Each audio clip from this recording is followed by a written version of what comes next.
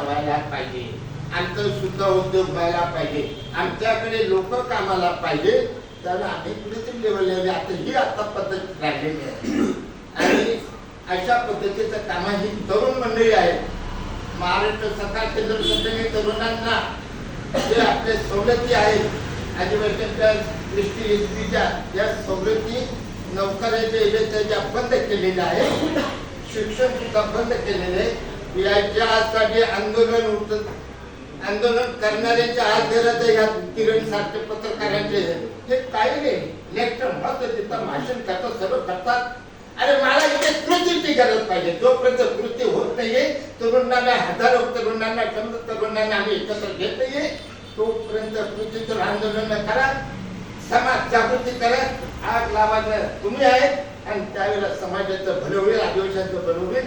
या सरकारला धडा दिल्याशिवाय राहते नाही. आज हे सरकार हिंदुत्ववादातून चाललं, नावाला हिंदुत्ववाद आहे, हिंदू करतात, पण हे ब्राह्मणी सनातनी लोकांना जर सरळ करायचं असेल तर आदिवासींना बुद्ध फुले शिव आंबेडकर शिकवा, त्यांना स्वतःच्या पायावर उभे करा. आपण ज्याप्रमाणे स्वतःच्या पायावर शिकले मोठे झाले तसे आदिवासी गरीब लोकांना आर्थिक मदत करून पुढे झाला. हे डॉक्टर आर्थिक मदत देतात, सर्व करतात, त्यांचं नाव आहे. किरण सोनवणे सुद्धा चांगल्या प्रकारचे सहकार्य देतात आहे.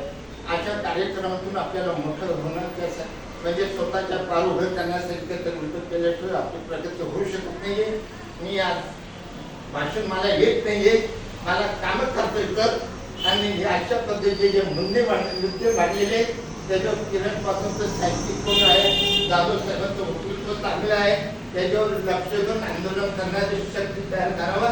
त्याला जेवढं पाठिंबा पाहिलेले माझ्याकडे तरुण मुलं देतोय, पण जे राजकीय लोक आहेत, बाप सोडून दुसरा बाप मांडणाऱ्यांना ते नेते आहेत, नाविलाजाने नेतृत्व घेतो जातो, पण काय आम्ही आमच्या विचारातून जातो, त्यांचं नेतृत्व